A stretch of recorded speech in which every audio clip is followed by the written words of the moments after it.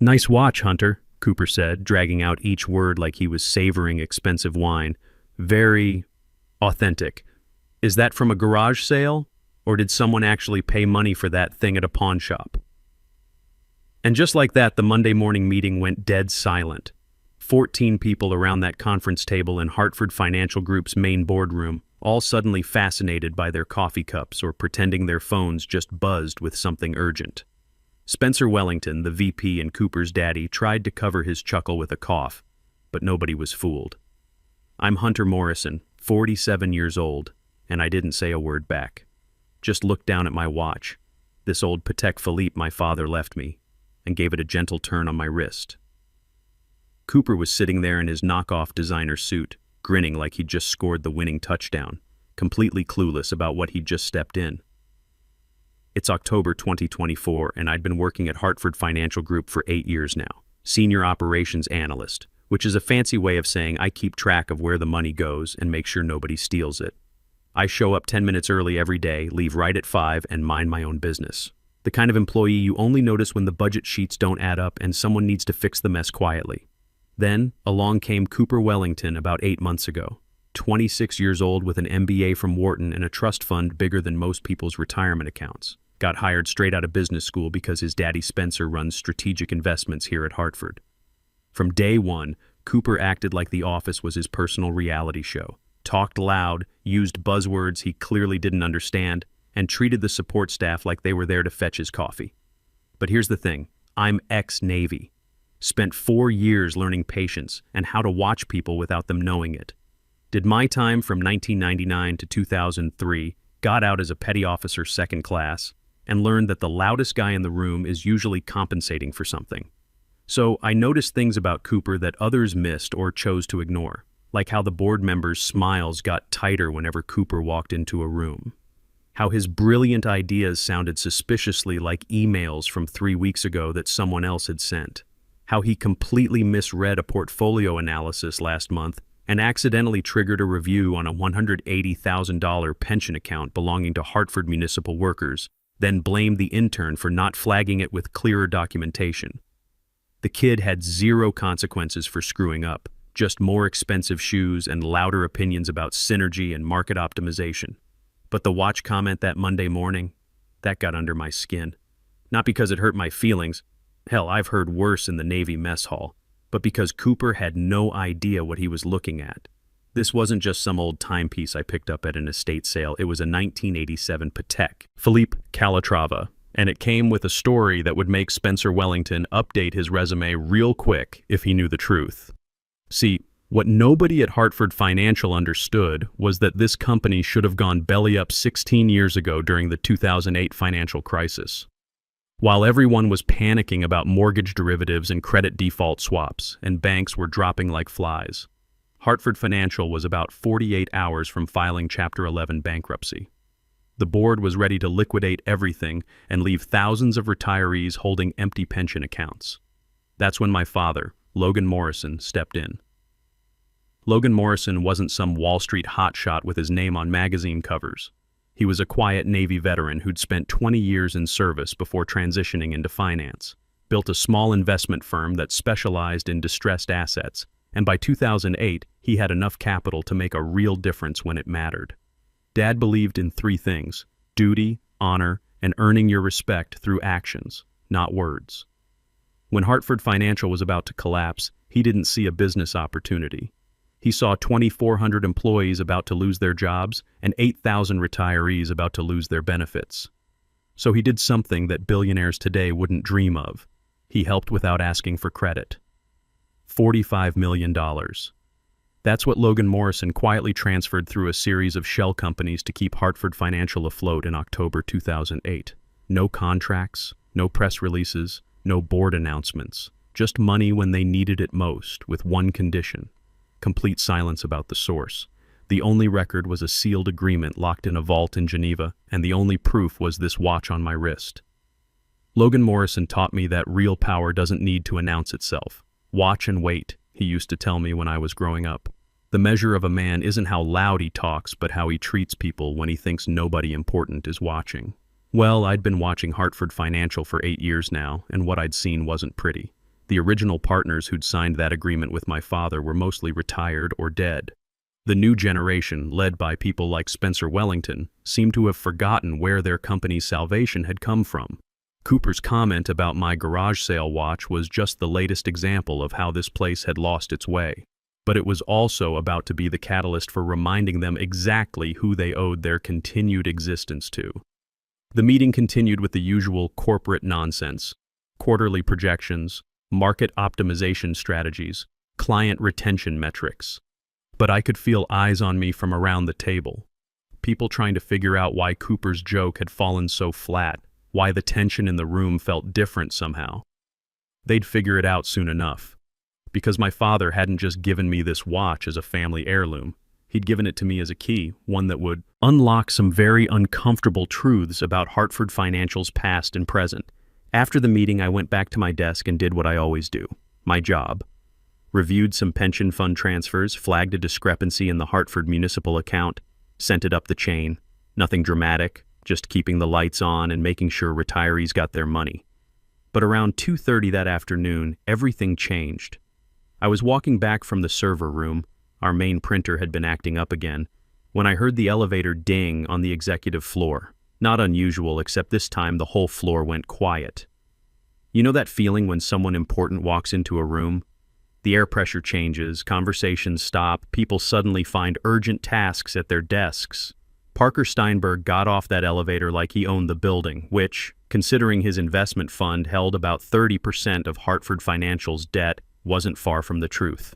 Guy's 68 years old, built like an old linebacker who kept himself in shape, with hands that looked like they'd signed more billion-dollar deals than most people see in spreadsheets. His charcoal suit probably cost more than I made in 3 months, but he wore it like work clothes, functional, not flashy. I was just walking past, manila folder in one hand, coffee in the other, minding my own business like I'd done for 8 years. That's when it happened. Parker stopped mid-stride and stared straight at my wrist. Not a glance, a full stop, like someone had hit his pause button. For about 5 seconds, we just stood there in that hallway. Him staring at my watch, me wondering if I'd somehow violated some executive floor dress code I didn't know about. The silence stretched long enough that I could hear the copy machine humming 3 offices away. "Where did you get that watch?" he asked. His voice had that edge that makes junior analysts check their LinkedIn profiles. I stopped walking. "Sir?" Parker stepped closer, eyes locked on the Patek Philippe. "That watch. Where did you get it?" "My father gave it to me," I said, keeping it simple. In my experience, when powerful people ask direct questions, they usually want direct answers. "Your father's name?" "Logan Morrison." The change was immediate and dramatic. Parker Steinberg went pale. Not white, but that gray color that sinks into someone's bones when they've just heard a ghost's name. His mouth opened slightly, then closed. His eyes went from the watch to my face, back to the watch, like he was solving a puzzle he'd hoped never to see again. "Logan Morrison," he repeated quietly, more to himself than to me. "Yes, sir." Behind him, I could see Spencer Wellington hovering near his office door, probably wondering why the biggest client was having a staring contest with some mid-level analyst in the hallway. A few other executives had found reasons to walk past slowly, trying to overhear without being obvious about it. Parker looked at me for another long moment, then glanced around, at our growing audience. "We need to talk," he said finally. "Not here, not now, but soon." He started to walk away, then stopped and turned back. "Mr. Morrison?" "Yes, sir." "Your father was a good man, a very good man." Then he walked toward Spencer's office, leaving me standing in that hallway with about 20 sets of eyes trying to figure out what just happened. I went back to my desk like nothing had occurred, but my secure email chimed about an hour later. Message from an encrypted address I hadn't seen in years. "Conference room C, 4 p.m. Come alone. P.S." The rest of the afternoon crawled by. I finished my quarterly reports, returned some calls, and pretended not to notice the whispered conversations happening around the office. Word travels fast in corporate environments, especially when it involves the firm's biggest client having mysterious conversations with random analysts. At 3:59 p.m., I knocked on conference room C. Parker was already there, sitting at the head of the table with a manila folder in front of him and a look on his face that said we were about to discuss things that don't appear in quarterly reports. "Close the door," he said. I did, then sat down across from him. "Your father saved this company," Parker said without preamble. No small talk, no warming up to the subject, just straight to business. October 2008. We were 48 hours from filing Chapter 11. The board had already drafted the bankruptcy papers. He opened the folder and slid a document across the table. Old paper, multiple signatures with one name that stood out, Logan Morrison, silent partner. I picked up the document and read it carefully. Legal language, but the gist was clear. Logan Morrison provides emergency capital, Hartford Financial continues operations, and nobody talks about it, ever. In exchange, the Morrison family maintains what the document called permanent observer rights. Observer rights? I asked. Parker's smile was thin and didn't reach his eyes. The right to watch how we treat the money he saved, the right to see if we remember where we came from, the right to audit our character, you might say. I set the paper down carefully. And if you fail the audit, then the Morrison family has the authority to recommend structural changes. The weight of that statement settled in the room like smoke. Structural changes in corporate speak could mean anything from reshuffling executives to complete management overhaul. Your father was very specific about the terms, Parker continued. He said that someday, when Hartford Financial had forgotten its obligations to the people it serves, someone would need to remind them. He said he had a son who understood duty and would know what to do when the time came. I thought about Logan Morrison, about his Navy service, about the lessons he'd taught me growing up, about watching and waiting and treating people right even when you think nobody important is looking. "How long have you known who I was?" I asked. "I suspected when you were hired 8 years ago. Morrison isn't exactly a common name in financial circles, but I wasn't certain until today, until I saw that watch." Parker leaned back in his chair. "Your father told me you'd wear it when you were ready, when you'd seen enough to make a judgment about whether Hartford Financial deserved to continue existing." Outside the conference room, I could hear the usual end-of-day sounds, keyboards clicking, phones ringing, people discussing dinner plans.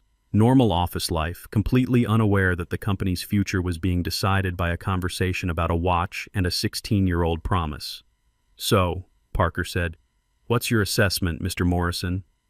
I looked Parker straight in the eye and gave him the truth. "Your company has forgotten what honor looks like." His expression didn't change, but I saw something shift behind his eyes, like he'd been expecting this answer but hoping he was wrong. "Spencer Wellington is everything that's wrong with modern corporate culture," I continued. "Nepotism, entitlement, and zero accountability. His son Cooper is worse. All privilege, no competence.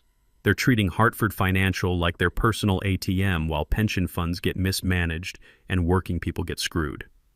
Parker nodded slowly. "Give me specifics." Cooper triggered that $180,000 review last month because he can't read a basic portfolio analysis. Instead of owning up to it, he blamed the intern.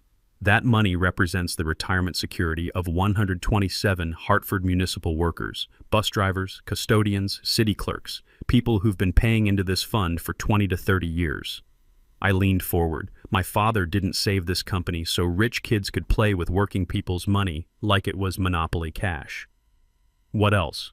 The Hartford Teachers' Pension Account has been underperforming for 18 months because Spencer keeps steering them toward high-fee investment products that benefit Hartford Financial's commission structure instead of the teachers' retirement goals. We're talking about 2,100 educators who trusted us with their futures. Parker made a note in a small leather book. Continue. Cooper treats the support staff like servants. Last week, he made Janet from HR drive across town to pick up his dry cleaning because he needed to focus on strategic initiatives. Janet's been here 12 years and makes $38,000 a year. She's got 2 kids and takes the bus to work because she can't afford car payments. "I've seen the expense reports," Parker said quietly. "Cooper billed that dry cleaning run as a client consultation drive. There's more. Spencer approved a $45,000 team building retreat to Kiowa Island last month. Know who got invited? Him, Cooper, and 3 junior executives whose parents all happen to be major Hartford Financial clients. The operations team that actually keeps this place running? We got an email about budget constraints and a canceled Christmas bonus. Parker's jaw tightened. Your father specifically warned about this kind of behavior in our original agreement. Dad believed in earning respect through service, not demanding it through privilege. What I've seen here for 8 years is the opposite of everything he stood for. I thought about all the conversations I'd overheard, all the decisions I'd watched being made for the wrong reasons, all the good employees who'd left because they couldn't stand working for people like the Wellingtons. You want to know the worst part? I said. Cooper made fun of my watch because he has no idea what real value looks like.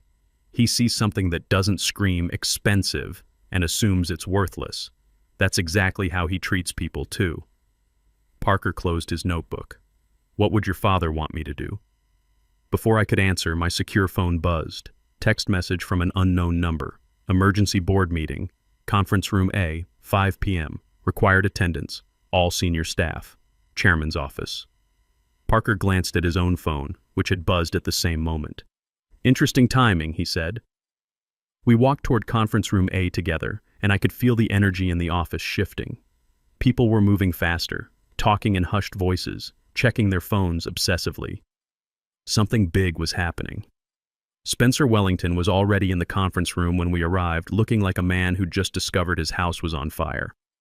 Cooper sat beside him, for once not smiling or making jokes. The board chairman, Malcolm Reeves, stood at the head of the table with a stack of documents that looked official and unforgiving. Gentlemen, Reeves began as the room filled with Hartford Financial's senior leadership, we've received some disturbing information about financial irregularities in the Strategic Investments Division. Spencer's face went white. I'm sorry, what irregularities? A comprehensive audit of your department's activities over the past 18 months has revealed multiple instances of fiduciary violations, inappropriate client recommendations, and expense account fraud. Reeves held up a thick folder. This audit was triggered by a formal complaint filed with the Securities and Exchange Commission earlier today. The complaint included detailed documentation of pension fund mismanagement affecting over 2,200 municipal and education workers. I glanced at Parker, who was studying his hands with intense interest. Furthermore, Reeves continued, the audit revealed that certain employees in strategic investments have been using company resources for personal benefit, billing unauthorized expenses to client accounts, and demonstrating a pattern of discriminatory behavior toward support staff. Cooper spoke up for the first time. Dad, what's he talking about? Spencer's voice cracked slightly. I don't understand. Who filed this complaint? Reeves looked directly at me. The complaint was filed by someone with observer rights under Hartford Financial's founding partnership agreement, rights that were established in 2008 and have remained dormant until now. The room went completely silent. You could hear the air conditioning cycling, someone's stomach rumbling, the distant sound of traffic 34 floors below. Observer rights? Spencer repeated weakly. Yes, Reeves said. Rights granted to the Morrison family in recognition of their significant financial contribution to Hartford Financial's survival during the 2008 crisis. Every head in the room turned toward me. Cooper's mouth fell open like someone had disconnected his jaw. Mr. Hunter Morrison, Reeves announced formally, has been conducting a comprehensive evaluation of Hartford Financial's operational integrity and corporate culture over the past 8 years. His findings have been reviewed by external auditors and submitted to the appropriate regulatory authorities. Spencer looked like he was about to throw up. Hunter Morrison? You mean he's the son of Logan Morrison? Yes, our silent founding partner. Parker finally spoke up. Logan Morrison's investment saved this company. His son has been protecting it ever since, watching to make sure we stayed true to the values that earned that salvation. Cooper found his voice, though it came out as a croak.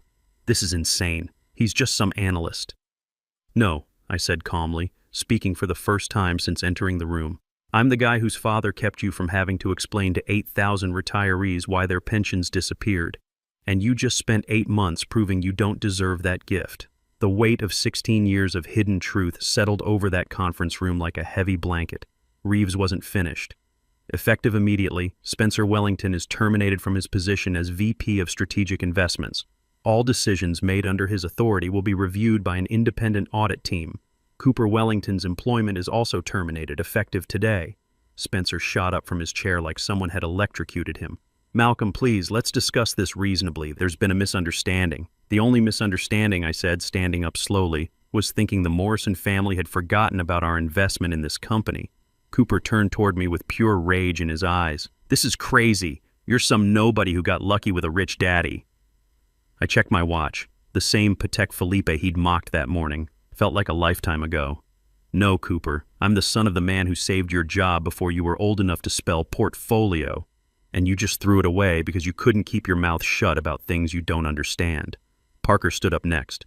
The Morrison family's observer period is officially concluded. The assessment has been made, and appropriate actions have been taken. Security arrived 2 minutes later. 2 guards in Hartford financial blazers, looking professional but serious. They weren't rough with Spencer and Cooper, just efficient. Spencer kept trying to negotiate, talking about his years of service and company loyalty. Cooper was angrier, muttering about lawsuits and unfair treatment. As they walked past me toward the door, Cooper stopped. You think you're so smart, don't you? Hiding in plain sight, playing your little games? I wasn't playing games, I said. I was watching. There's a difference. This isn't over, he said. Yeah, it is. After they left, the conference room stayed quiet for about 30 seconds. Then Reeves cleared his throat. Mr. Morrison, the board would like to offer you Spencer's position, full authority over strategic investments, with a mandate to restore proper oversight of our pension and retirement accounts. I shook my head. I appreciate the offer, but no thanks. No? Reeves looked surprised. I'm not interested in running the show.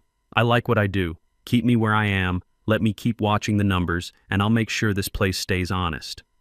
Parker smiled for the first time all day. What do you want then? I thought about my father, about those late nights when he'd taught me about duty and responsibility and doing the right thing even when nobody was looking. About the Navy values that said you protect your people and honor your commitments. I want Janet from HR to get the respect she deserves. I want the Hartford Municipal and Teachers' Pension Funds managed by someone who understands that these aren't just numbers on spreadsheets, they're people's futures. And I want this company to remember that being successful doesn't give you permission to treat people like garbage. Reeves made notes. Done. What else? Hire based on competence, not connections. Promote based on performance, not last names. And maybe invest in some decent coffee for the break room. A few people chuckled at that last one. The board will implement these changes immediately, Reeves said. Is there anything else? I looked around the room at faces I'd seen for 8 years. Some looked relieved, some looked nervous, but most looked like they were seeing me clearly for the first time. Just this, I said. Logan Morrison didn't save Hartford Financial because he wanted power or recognition. He did it because 8,000 families were counting on this company to keep its promises. Every decision we make here affects real people with real problems and real dreams. Don't forget that. 3 months later, Hartford Financial announced record performance in pension fund management. The Hartford municipal account that I'd flagged was fully restored, with an additional $2.3 million in growth that kept 847 retirees from losing their benefits. The teachers' pension fund switched to low-fee index investments and gained back 18 months of lost performance. Janet from HR got promoted to Director of Employee Relations, with a $15,000 raise and her own parking space. She sent me a thank you card that I kept on my desk. Cooper Wellington's LinkedIn profile now lists him as exploring new opportunities in strategic consulting. Spencer took early retirement and moved to Florida to pursue other interests, which apparently involves a lot of golf and not much else. And me? I'm still at the same desk, 4th row from the window next to the plant that someone finally started watering. Still showing up 10 minutes early, still leaving right at 5. Still wearing my father's watch, though now when people see it, they don't see a garage sale find. They see a reminder that real value doesn't always announce itself with a price tag. Last week, I stopped by my father's grave for the first time since all this happened. Brought him up to speed on how things worked out. Told him about Cooper's face when he realized who I was, about Spencer's pathetic attempts to negotiate his way out of consequences. You would have handled it better, I said to the headstone, more diplomatically, but I think you'd approve of the results. The wind picked up, rustling the oak trees around the cemetery. For a moment, I could almost hear Logan Morrison's voice. The measure of a man isn't how loud he talks, but how he treats people when he thinks nobody important is watching. I adjusted my watch and headed back to the office. There was a Hartford County teacher's budget review at 2 p.m., and someone needed to make sure those numbers added up correctly. Sometimes respect changes everything, even the small stuff. The coffee in the break room really is better now. Funny how that works. But the best part? Every morning when I check this old Patek Philippe, I remember why my father gave it to me. Not as jewelry, but as a reminder that some promises last longer than the people who make them, and that watching and waiting can be the most powerful thing you do. Just took 16 years for the lesson to pay off.